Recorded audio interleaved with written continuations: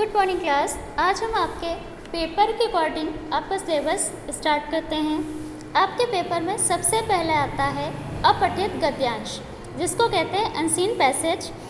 अपठित शब्द का अर्थ है जो पढ़ा नहीं गया, जो पाठ्यक्रम से जुड़ा नहीं है और जो अचानक ही पढ़ने के लिए दिया गया हो। तो एक ऐसा पैराग्राफ अनुच्छेद आपको दिया जाएगा जिसको आपने पढ़ा नहीं होगा, जो आपकी बुक यानी कि आपके सिलेबस का नहीं होगा, आपको पता नहीं होगा।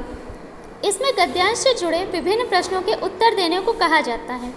इस प्रकार इस विषय में यह अपेक्षा की जाती है कि पाठक द्वारा दिए गए गद्यांश को ध्यानपूर्वक पढ़कर उससे संबंधित प्रश्नों के उत्तर उसी अनुच्छेद के आधार पर संक्षिप्त रूप में प्रस्तुत करें। प्रश्नों के उत्तर पाठक को अपनी भाषा शैली में देने होंगे और उम्मीद ये की जाती है कि आप जो उत्तर देंगे वो आप अपने शब्दों में देंगे, क्योंकि कभी कभी क्या होता है वहाँ पे बहुविकल्पीय उत्तर होते हैं तो आपको वहाँ से MCQ में से छांटने होते हैं। लेकिन अगर वहाँ पे बहुविकल्पी नहीं होते हैं तो आपको उत्तर खुद ही लिखने होते हैं। अपठित गद्यांश के द्वारा पाठक की व्यक्तिगत योग्यता और अभिव्यक्ति की क्षमता का आकलन किया जाता है। अपठित का कोई क्षेत्र विशेष नहीं होता।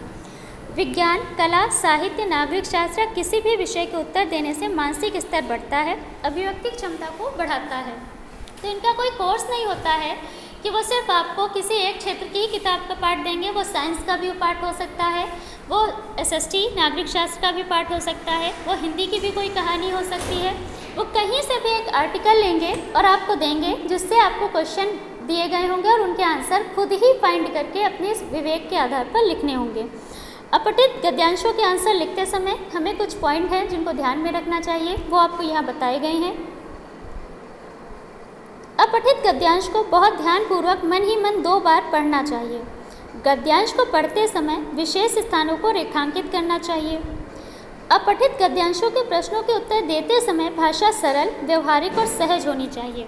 तो हमें सबसे पहले तो उसे 2 बार पूरा उस पैराग्राफ को रीड कर लेना चाहिए, फिर उसका जो भी मोरल थॉट जो भी है उसे हाईलाइट कर लेना चाहिए।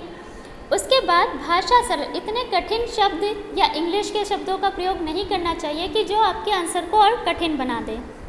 अपठित गद्यांश से संबंधित किसी भी प्रश्न का उत्तर देते समय कम से कम शब्दों में अपने उत्तर को स्पष्ट करना चाहिए। उत्तर बहुत लॉन्ग नहीं लिखना चाहिए।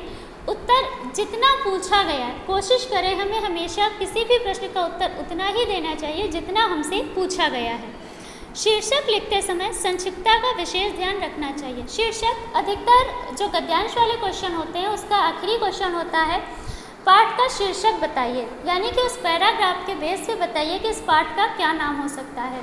तो उस पाठ का नाम पाठ के नाम की तरह ही 2-3 शब्दों का ही होना चाहिए। बहुत लंबा कोई पैराग्राफ भर का नाम पाठ का नहीं होता। पाठ के नाम छोटे छोटे से होते हैं। जैसे मान लीजिए कोई साहस पे कहानी है तो उसका नाम साहस ही होगा। अगर किसी राजा रानी की कहानी बताई गई है तो वहाँ पे वीर राजा, महान राजा ऐसे करके टाइटल होगा, ना कि आप वहाँ पे पूरे राजा की कहानियाँ बताएंगे। तो शीर्षक छोटा होना चाहिए जिससे इंटरेस्टेड लगे, लोगों को लगे कि इस पाठ में हाँ क्या हो सकता है। तो ये आपके अपठित गद्यांश को पढ़ने, समझने और लिखने का एक तरीका बताया गया है। आगे आपको इसी पाठ के आधार पर कुछ अभ्यास कार्य दिया जाएगा जिसको आंसर करके आपको भेजना होगा।